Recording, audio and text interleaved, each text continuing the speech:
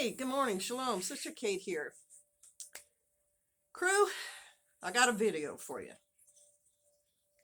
A brother in the faith made a video this morning about the disaster in South Carolina, North Carolina, Eastern Tennessee, and he brought up some excellent points that I also have said in prior videos. When you're a prepper, you have things, you have your goods, you have your skills, you have your knowledge, you have um, your items, your food, your tarps, just all sorts of stuff. We know this. He brought up a point.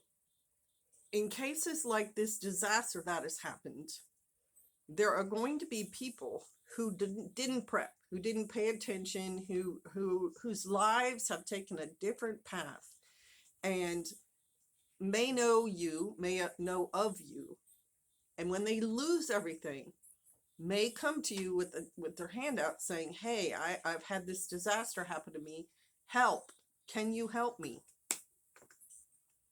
And this brother also made the point, and he's fully prepped up too. So he's a man talking about stuff that has experienced, has wisdom and knowledge in these areas of taking care of things for himself, learning skills that are useful, like house repair and stuff like that. And he made the point, we're not Walmart. Preppers are not prepping so they can save the world. Preppers are prepping so they can take care of themselves should a disaster come.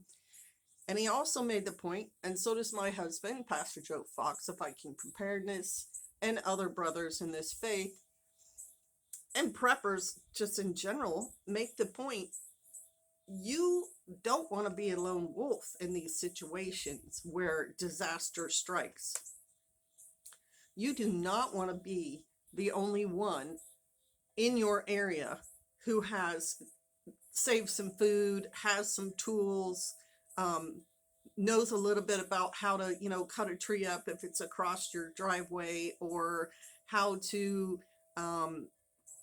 help you recover from a flood, because a flood, recovering from a flood is not just a band-aid thing. It takes time and a lot of effort to recover from a flood, especially if there's nothing left. If you have nothing but bare earth left, that's not a one-day fix. That's a long-term fix.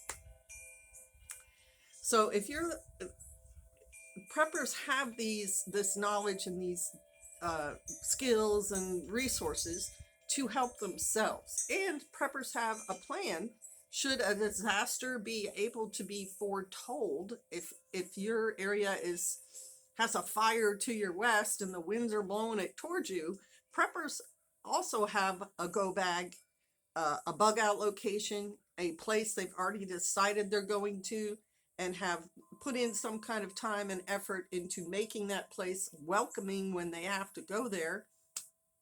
And it can be as simple as knowing you have a credit card with a limit on it that will allow you to go to a hotel.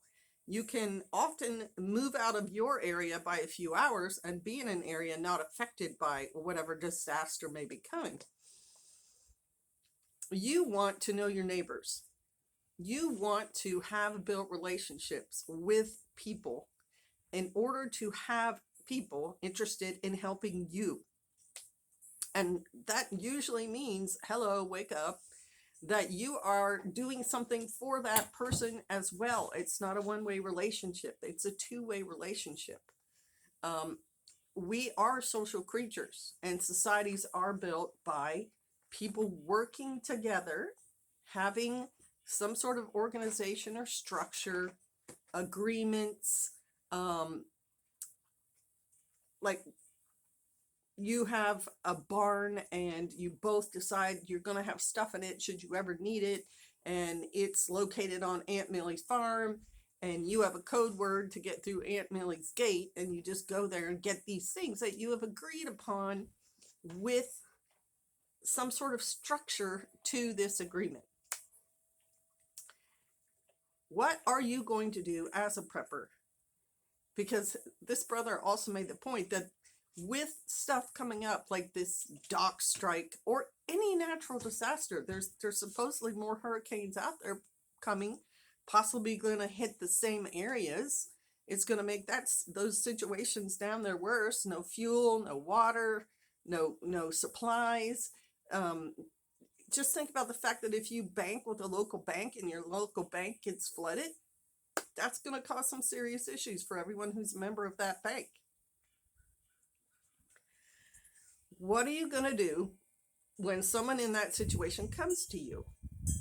Someone that you've met before, but you're not really on friendly terms with anymore. You don't have anything in common. The relationship has lapsed, but you know who they are, and they contact you and say, hey, I lost everything. Can you help me? It's a really good question. And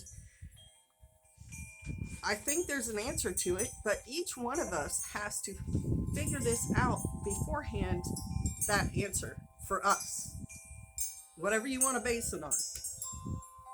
If you're not a believer, if you don't follow the rules in the Bible, that's not your life, then what is that agreement based on?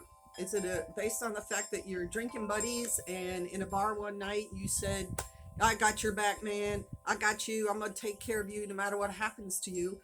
Are you a person who keeps your word? And so that was a binding contract to you. And now you're going to help when this person reaches out to you. I think this is something for us to think about. And I think it's something for us to have decided already the parameters of how that help is going to happen and who deserves that help, who gets that help. And I know there's plenty of you out there who already know in your mind the answer to that question. I just think it's worth considering. All right, y'all, thanks for watching the video. Prayers for everyone affected in any disaster, really. And I've got to get back to taking care of things, y'all. It's a very busy time. Harvest is coming. We have stuff being produced, and it has to be taken care of.